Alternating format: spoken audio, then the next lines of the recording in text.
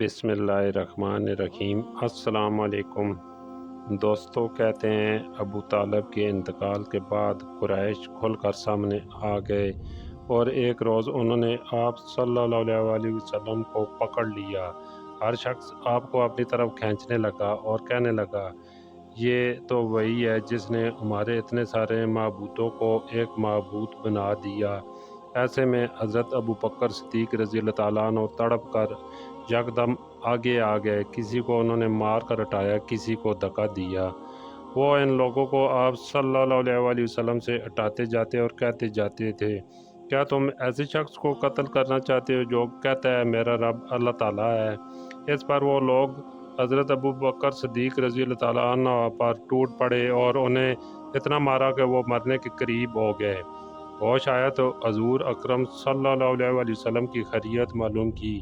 پتہ چلا کہ خیریت سے ہیں تو اپنی تقریب کو بھول گئے۔ دوستو، اس واقعے کے بعد نبی کریم صلی اللہ علیہ وسلم نے مکہ کے ارد گرد کے قبائل کو دعوت دینے کا ارادہ فرمایا تاکہ آپ صلی اللہ علیہ وسلم کا سہارا بن جائیں اور اسلام کی قوت میں اضافہ ہو۔ لہذا آپ صلی اللہ علیہ وسلم نے اس سلسلے میں جو پہلا سفر فرمایا وہ سفر طائف تھا۔ پہلے دوستو، روایت بتاتی ہے کہ شوال 10 نبوی میں حضور اکرم صلی اللہ علیہ وسلم طائف تشریف لے گئے۔ اس سفر میں صرف آپ کے غلام حضرت زین بن حارثہ رضی اللہ تعالیٰ عنہ ساتھ تھے۔ طائف میں ثقیف کا قبیلہ آباد تھا۔ آپ یہ اندازہ کرنے کے لیے طائف تشریف لے گئے کہ قبیلہ ثقیف کے دلوں میں بھی اسلام کے لیے کچھ گنجائش ہے یا نہیں۔ آپ یہ امید بھی لے کر گئے کہ ممکن ہے یہ لوگ مسلمان ہو جائیں اور آپ کی حمایت میں اٹھ کھڑے ہوں۔ طائف پہنچ کر آپ نے سب سے پہلے اس قبیلے کے سردار کے پاس جانے کا ارادہ کیا۔ یہ 3 بھائی تھے، ایک کا نام عبدیہ لیل تھا، دوسرے کا نام مسعود، تیسرے کا نام حبیب تھا۔ ان تینوں کے بارے میں پوری طرح وضاحت نہیں ملتی کہ یہ بعد میں مسلمان ہو گئے یا نہیں۔ بہرحال آپ صلی اللہ علیہ وسلم نے ان تینوں سے ملاقات کی، اپنے آنے کا مقصد بتایا، اسلام کے بارے میں بتایا، انہیں اسلام کی دعوت دینے کے ساتھ مخالفوں کے مقابلے میں ساتھ دینے کی دعوت دی۔ ان میں سے ایک نے کہا، وہ تم ہی ہو جس سے خدا نے بھیجا ہے؟ ساتھ ہی دوسرے نے کہا، تمہارے علاوہ خدا کو رسول بنانے کے لیے کوئی اور نہیں ملا؟ اس کے ساتھ ہی تیسرا بول اٹھا، خدا کی قسم میں تم سے کوئی بات چیت نہیں کروں گا، کیونکہ اگر تم واقعہ اللہ کے رسول ہو تو تمہارے ساتھ بات چیت کرنا بہت خطرناک ہے۔ یا اس نے اس لیے کہا تھا کہ وہ لوگ جانتے تھے کہ کسی نبی کے ساتھ بحث کرنا بہت خطرناک ہے۔ اگر تم نبی نہیں ہو تو تم جیسے آدمی سے بات کرنا زیب نہیں دیتا۔ آپ صلی اللہ علیہ وسلم ان سے مایوس ہو کر اٹھ کھڑے ہوئے۔ ان تینوں نے اپنے یہاں کے اوباش لوگوں کو اور اپنے غلاموں کو آپ صلی اللہ علیہ وسلم کے پیچھے لگا دیا۔ وہ آپ صلی اللہ علیہ وسلم کے گرد جمع ہو گئے۔ راستے میں بھی دونوں اطراف کے لوگوں کا ہجوم ہو گیا۔ جب آپ صلی اللہ علیہ وسلم ان کے درمیان سے گزرے، وہ بدبخت ترین لوگ آپ صلی اللہ علیہ وسلم پر پتھر برسانے لگے، یہاں تک کہ آپ جو قدم اٹھاتے وہ اس پر پتھر مارتے۔ آپ صلی اللہ علیہ وسلم کے دونوں پاؤں لہولہان ہو گئے، آپ کے جوتے خون سے بھر گئے۔ جب چاروں طرف سے پتھر مارے گئے تو تکلیف کی شدت سے آپ بیٹھ گئے۔ دوستوں، کہتے ہیں کہ بدبخت اوباشوں نے آپ کے بغلوں میں بازو ڈال کر آپ کو کھڑا ہونے پر مجبور کر دیا۔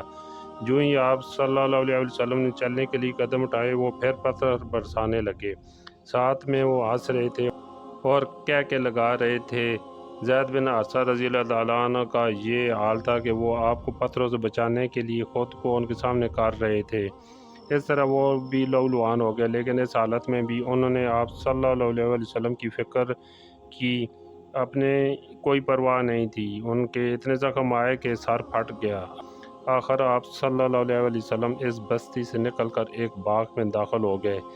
اس طرح ان بدبخت ترین لوگوں سے چھٹکارا ملا۔ آپ اور زید بن حارثہ رضی اللہ تعالیٰ عنہ اس وقت تک زخموں سے بالکل چور ہو چکے تھے اور بدن لہولہان تھا۔ آپ ایک درخت کے سائے میں بیٹھ گئے۔ آپ نے اللہ سے یوں دعا کی، اے اللہ، میں اپنی کمزوری، لاچاری اور بے بسی کے سبب تجھ سے فریاد کرتا ہوں۔ یا ارحم الراحمین، تو کمزوروں کا ساتھی ہے اور تو ہی میرا رب ہے، اور میں تجھ سے ہی مدد مانگتا ہوں اور تو ہی میرا رب ہے اور میں تجھ ہی پر بھروسہ کرتا ہوں۔ اگر مجھ پر تیرا غضب اور غصہ نہیں تو مجھے کسی کی پرواہ نہیں۔ اس وقت اچانک آپ نے دیکھا وہاں باغ کے مالک عتبہ اور شیبہ بھی موجود تھے۔ وہ بھی دیکھ چکے تھے کہ طائف کے بدماشوں نے آپ صلی اللہ علیہ وسلم کے ساتھ کیا سلوک کیا۔ انہیں دیکھتی ہی آپ کھڑے ہوئے، کیونکہ آپ کو معلوم تھا کہ وہ دونوں اللہ کے دین کے دشمن ہیں۔ ادھر ان دونوں کو آپ کی حالت پر رحم آ گیا۔ انہوں نے فوراً اپنی نصرانی غلام کو پکارا، اس کا نام اداس تھا۔ اداس حاضر ہوا تو انہوں نے اسے حکم دیا، اس بیل سے انگور کا خوشہ توڑو اور ان کے سامنے رکھ دو۔ اداس نے حکم کی تکمیل کی، انگور آپ کو پیش کی۔ آپ نے جب انگور کھانے کے لیے ہاتھ بڑھایا تو فرمایا بسم اللہ۔ اداس نے آپ کے منہ سے بسم اللہ سنا تو اس نے اپنے آپ سے کہا، اس علاقے کے لوگ تو ایسا نہیں کہتے۔ آپ صلی اللہ علیہ وسلم نے اسے پوچھا، تم کس علاقے کے رہنے والے ہو؟ تمہارا دین کیا ہے؟ اداس نے بتایا کہ وہ نصرانی ہے اور نینوا کا رہنے والا ہے۔ اس کے منہ سے نینوا کا نام سن کر آپ صلی اللہ علیہ وسلم نے فرمایا، تم تو یونس علیہ السلام کے ہم وطن ہو جو متی کے بیٹے تھے۔ اداس بہت حیران ہوا، بولا آپ کو یونس کے بارے میں کیسے معلوم ہوا؟ خدا کی قسم جب میں نینوا سے نکلا تو وہاں 10 آدمی بھی ایسے نہیں تھے جو یہ جانتے تھے، اس لیے آپ کو یونس بن مادی کے بارے میں کیسے معلوم ہو گیا؟ اس پر نبی اکرم صلی اللہ علیہ وسلم نے فرمایا، وہ میرے بھائی تھے، اللہ کے نبی تھے اور میں بھی اللہ کا رسول ہوں۔ اللہ تعالیٰ ہی نے مجھے ان کے بارے میں بتایا اور یہ بھی بتایا کہ ان کی قوم نے ان کے ساتھ کیا سلوک کیا تھا۔ آپ کی زبان مبارک سے یہ الفاظ سنتی اداس فوراً آپ کے نزدیک آ گیا اور آپ کے ہاتھوں اور پیروں کو بوسہ دینے لگا۔ باغ کے مالک عتبہ اور شیبہ دور کھڑے یہ سب دیکھ رہے تھے۔ انہوں نے اداس کو آپ کے قدم چومتے دیکھا تو ان میں سے ایک نے دوسرے سے کہا، تمہارے اس غلام کو تو اس شخص نے گمراہ کر دیا۔ پھر اداس ان کی طرف آیا تو ایک نے اس سے کہا، تیرا برا ہو، تجھے کیا ہو گیا ہے کہ تو اس کے ہاتھ اور پیر چومنے لگا؟ بولا، میرے آقا، اس شخص سے بہتر انسان پوری دنیا پوری زمین پر نہیں ہو سکتا۔ اس نے مجھے ایسی بات بتائی جو کوئی نہیں بتا سکتا ہے۔ یہ سن کر عتبہ فوراً بولا، تیرا برا ہو، اپنے دین سے ہرگز مت پھرنا۔ پیارے دوستو، روایت میں ان اداس کے بارے میں آتا ہے کہ یہ مسلمان ہو گئے۔ عتبہ اور شیبہ کے باغ سے نکل کر آپ ایک اور مقام پر پہنچے تو سر اٹھا کر دیکھا تو ایک بدلی آپ پر سایہ کی ہوئی تھی۔ اس بدلی میں آپ کو جبریل علیہ السلام نظر آئے۔ انہوں نے آپ سے کہا، آپ اپنی قوم یعنی بنی ثقیف کو جو کہا اور انہوں نے جو جواب دیا اس کو اللہ تعالیٰ نے سن لیا ہے، پر مجھے پہاڑوں کے نگران کے ساتھ بھیجا اور عرض کیا، اے اللہ کے رسول، اگر آپ چاہیں تو میں ان پہاڑوں کے درمیان اس قوم کو کچل دوں، زمین میں دھسا کر ان کے اوپر پہاڑ گرا دوں۔ پہاڑوں کے فرشتے کے جواب میں آپ صلی اللہ علیہ وسلم نے فرمایا، نہیں، مجھے توقع ہے اللہ تعالیٰ ان کی اولاد میں ضرور ایسے لوگ پیدا فرمائے گا جو اللہ تعالیٰ کی عبادت کریں گے اور اس کے ساتھ کسی کو شریک نہیں ٹھہرائیں گے۔ اس پر پہاڑوں کے فرشتے نے جواب دیا، اللہ تعالیٰ نے جیسا آپ صلی اللہ علیہ وسلم کا نام دیا ہے، آپ صلی اللہ علیہ وسلم حقیقت میں ویسی ہیں، یعنی بہت معاف کرنے والے اور بہت رحم کرنے والے۔ پیارے دوستو، روایت میں آتا ہے کہ طائف کے اس سفر سے واپسی پر جنوں کا آپ صلی اللہ علیہ وسلم کے پاس سے گزر ہوا۔ وہ نصیب بین کے رہنے والے تھے، یہ شام کے ایک شہر کا نام ہے۔ آپ صلی اللہ علیہ وسلم اس وقت نماز پڑھ رہے تھے۔ جنات نے آپ صلی اللہ علیہ وسلم کی قرأت کی آواز سنی تو اسی وقت مسلمان ہو گئے۔ پہلے وہ یہودی تھے۔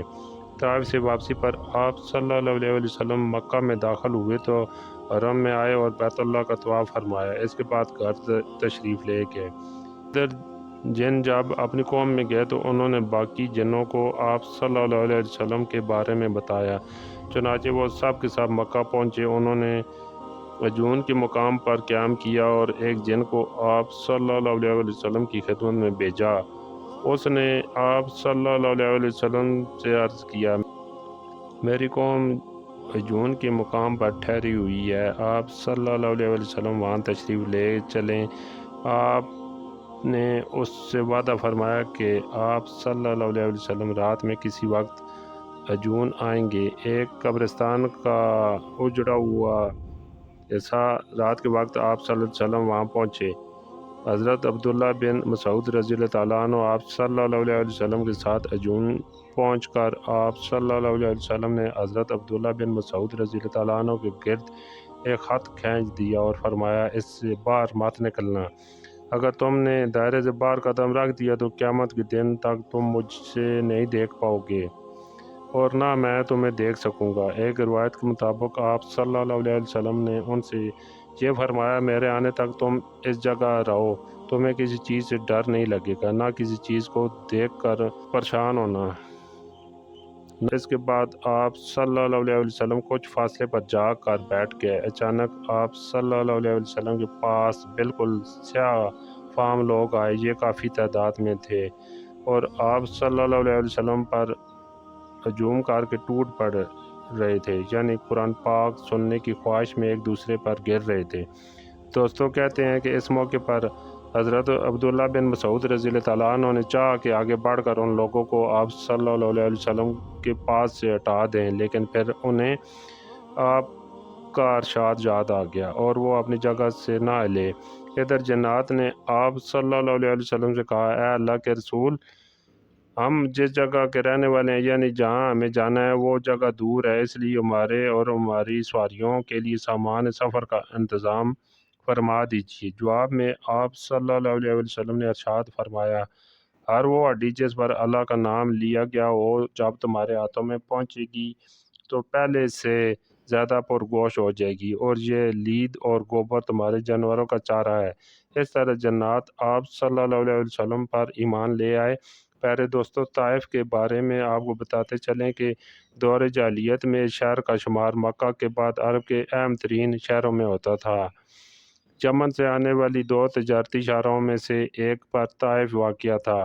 مکہ کے کئی رئیسوں نے یہاں اپنے فارم ہاؤس بنائے ہوئے تھے۔ شہر میں بنو ثقیف اور بنو اوازن کے قبائل آباد تھے۔ اس کے اطراف میں بنو سعد آباد تھے، جن کی آبادی طائف سے لے کر مکہ کے ایک طرف سے ہوتی ہوئی حدیبیہ تک جاتی تھی۔